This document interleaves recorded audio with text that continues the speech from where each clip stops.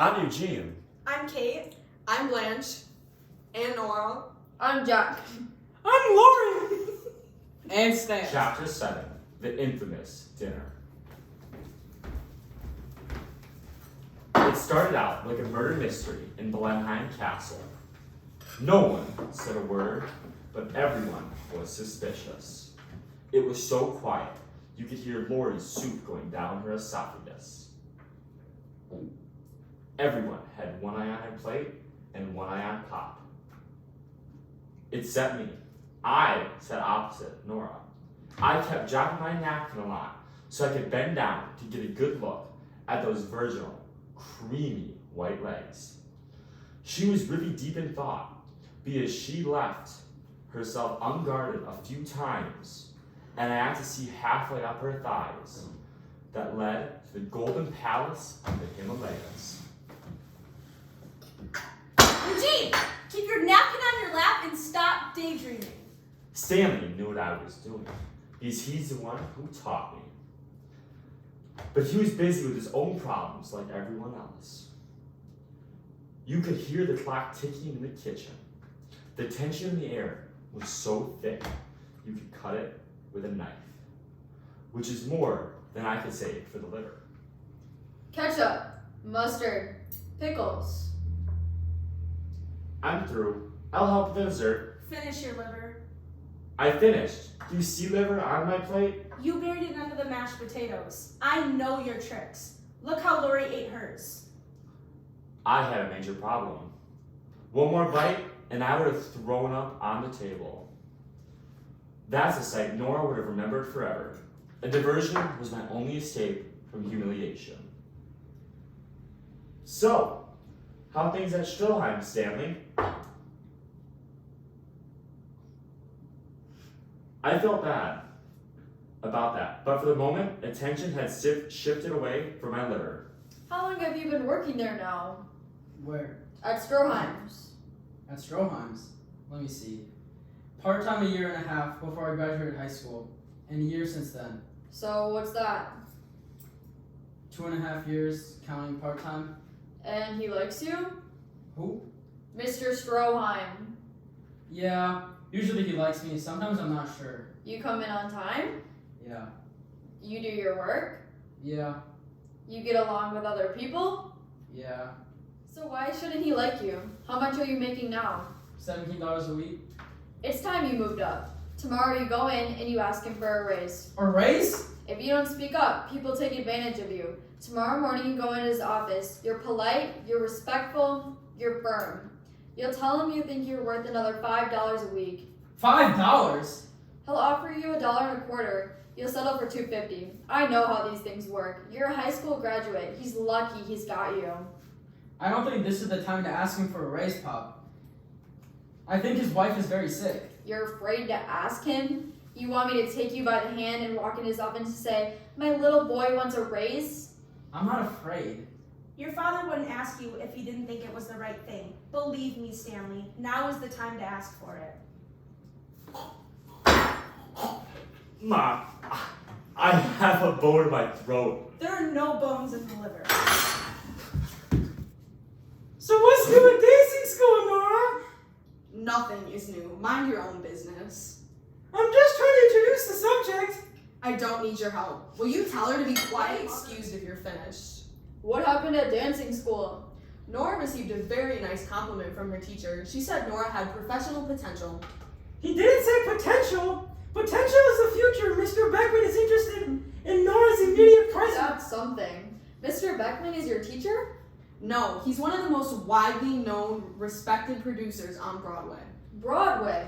Imagine that. That's wonderful. And how are you doing in school otherwise? I'm doing very well. I wish I was as smart as she is. Isn't that the same Mr. Beckman who's producing the great Broadway extravaganza, Abracadabra? I heard if a girl gets hired for the chorus of a show like that, not only is her career practically guaranteed, but the experience she gains is equal to a 4-year college education. Eugene, that's enough. Only a 4-year college education is equal to a 4-year college education. I don't think Abraham Lincoln went to college. What about Lori? Lori, you feeling alright? Yes, Uncle Jack. You getting plenty of fresh air? As much as I can hold in my lungs. Nora, did you tell Uncle Jack about the big tank that's filled with water? Girls, why don't we just let Uncle Jack eat his dinner? If we have something to discuss, we can discuss it later. Somebody has something to discuss? If there's a problem, this is the time to bring it up. This is Family Hour. What a great idea for a radio show. The Family Hour. Every Wednesday night, you hear a different family eating dinner, discussing their problems of the week. And you get to hear different recipes. WEAF presents Dinner at Brighton Beach, starring the Jacob Jerome family, and featuring tonight's specialty liver and cabbage, brought to you by X-Lax, the mild laxative. The whole country is going to hear about a 15-year-old boy gagging on liver. Nothing to discuss? Nobody has any problems? Otherwise, I want to turn on the news. Well, as a matter of fact, What? nothing. I'll help with the dishes. You sit there and finish your liver. I can't swallow it. It won't go down. Remember the lima bean catastrophe last month? Does anyone want to see a repeat of that disgusting episode? Why does he always talk like it's a Sherlock Holmes story? He thinks he's a writer. And what do you think you are? Eat half of it. Which half? They're both terrible. A quarter of it. 2 bites. 1 bite. 2 bites. I know you. If I eat 1 bite, you'll make me eat another bite. I'll take it to my room. I'll eat it tonight. I need time to chew. These are not times to waste food. If you didn't want it, Eugene, then you shouldn't have taken it. I didn't take it. They gave it to me. It comes attached to the plate. If it's so important to everybody, I'll eat your liver, Eugene. You will? It seems to be the only thing this family is worried about. Give me your liver so we can get on with it. With more important things in our lives. Nora's right. Take the liver away. If nobody likes it, why do you make it? Because we can't afford roast beef for 7 people. I suddenly felt vulgar and cheap. Stanley, turn on the news. Lori, get off your feet. You look tired to me. Can I talk to you a minute, Pop? It's something really important. More important than what's going on in Europe? It's not more important. It's just coming up sooner. Hitler's already moved into Austria. In a couple of months, the whole world will be in it. What's the matter with this radio?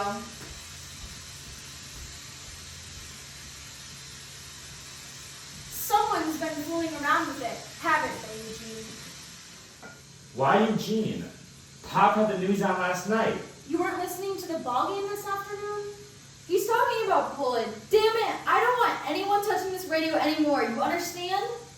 Guess who's gonna get blamed for the war in Europe? Ready? Thanks for watching BBM. Chapter 7, The Infamous Dinner.